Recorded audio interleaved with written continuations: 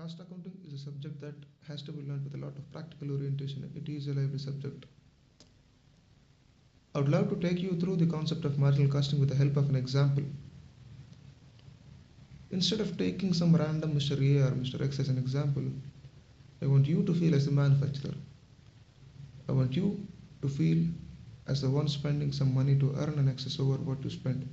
Unless and until you feel like a manufacturer, you will not be able to appreciate what actually happens, because only a hen knows how difficult it is to lay an egg, and unless and until you feel like a hen, you cannot imagine the pain of laying an egg. So what I want from you is to feel like a manufacturer, just to get an understanding of what goes on around in the manufacturer's cerebral lobes. So if you are a manufacturer, you manufacture something to sell it and earn something. And to manufacture something, you'll have to spend something. So what you do is spend something to manufacture and sell to earn something.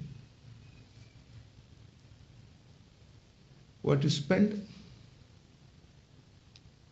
is your cost, and what you get is your revenue.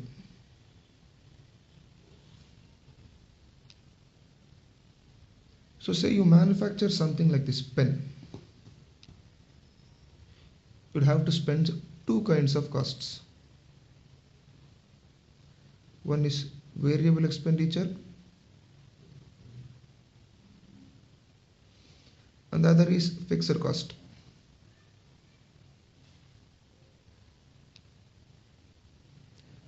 So for example, if you want to manufacture this pen, you'll have to spend material cost, or you'll have to use materials worth rupees 5 per pen. That is, if you want to manufacture this pen, you'll have to spend materials worth rupees 5 on this pen. So for every pen, you'll have to spend rupees 5 and invest in labor for 5 per pen. So variable cost becomes rupees 10 per pen. That is, if you want to manufacture one pen, you'll have to spend 10. If you want to manufacture 2 pens, you'll have to spend 20. For 3 pens, you'll have to spend 30, 4 pens, 40, so on and so forth. The other item of what you spend is the fixed cost. The other part is the fixed cost. Fixed costs are those costs which do not vary with your quantum of production. They vary with time period. That is why they are also called period costs. Fixed costs are the same for any amount of production. You'll have to incur fixed costs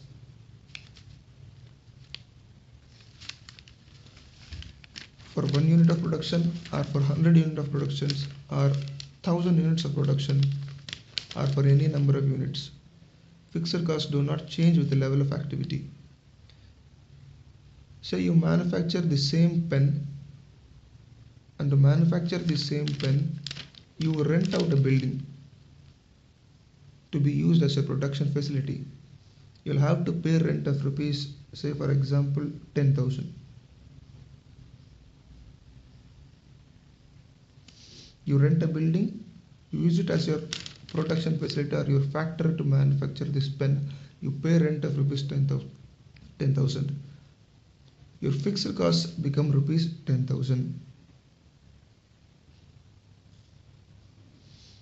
You'll have to pay your landlord the same rent of 10,000 without having a regard to the amount of production you produce, or the quantity you produce. So this is our example. Till now your variable cost is rupees 10 per pen. Your fixed cost is rupees 10,000. So as discussed in our example, you have produced this pen to sell it. Say you sell this pen for rupees 20. What a marginal costing statement shows is practicality. It shows what a manufacturer thinks. According to the cost recovery concept, variable cost is recovered first out of your sales revenue.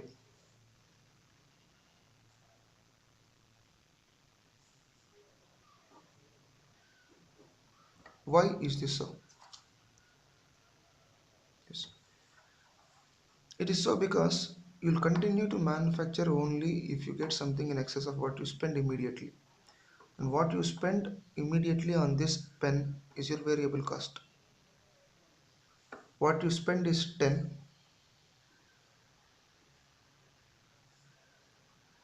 what you get is 20. So your excess of what you spend over what you get is 10. That is, you get an immediate benefit of rupees 10 if you spend rupees 10.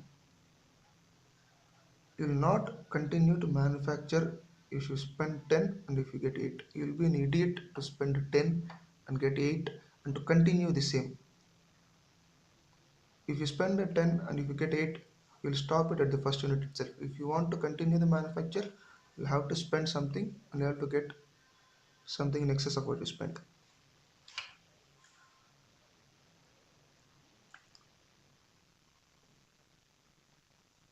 If you think this is profit, you will be completely mistaken, because this amount of rupees 10 that you have spent is not the only cost you have got. You have also got the fixed cost.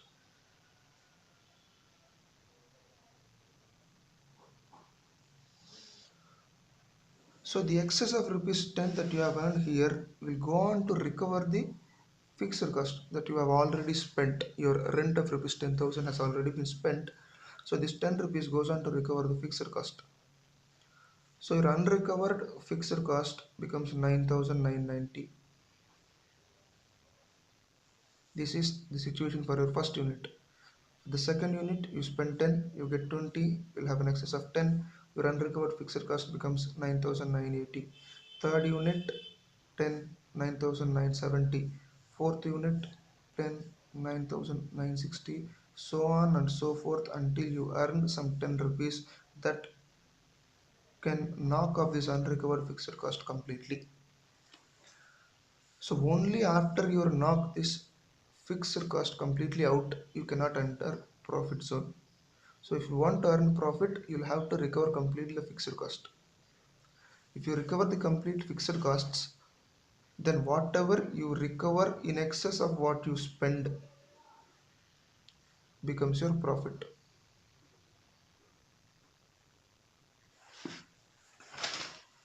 So if you want to recover the fixed cost, or if you want to earn profits, you'll have to do it on a unit by unit basis. Each unit goes on to recover the fixed cost. Each excess of what you earn goes on to recover fixed cost. Each unit will fetch you profit. It is not that you earn the profit from the first unit itself. Your profit is earned by the unit after the unit that recovers the fixed costs completely. So each unit, if you closely observe, each unit will contribute either for recovery of fixed cost or for profit. And hence that is why the excess of sales revenue over variable cost is called contribution. It is called contribution because it will contribute either to the recovery of fixed cost or to the profit.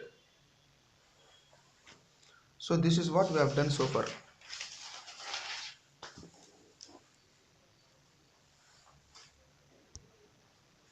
We have earned sales revenue rupees 20. We have recovered the variable cost first to continue production. We have earned an excess of rupees 10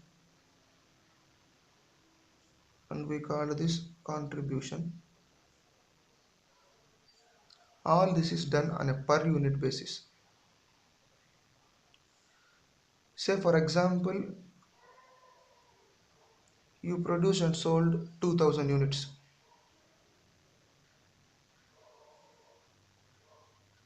Your total sales revenue becomes 40,000. Your total variable cost becomes 20,000. Your total contribution becomes 20,000. And out of this 20,000, which is a total contribution, you'll recover the fixed cost. Fixed costs are not incurred per unit, so the per unit column gets closed here. Fixed cost is 10,000 gets recovered, and what remains is your profit.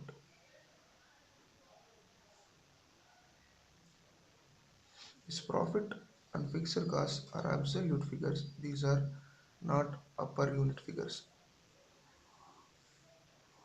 This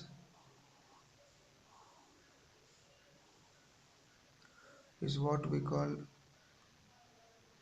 marginal costing statement.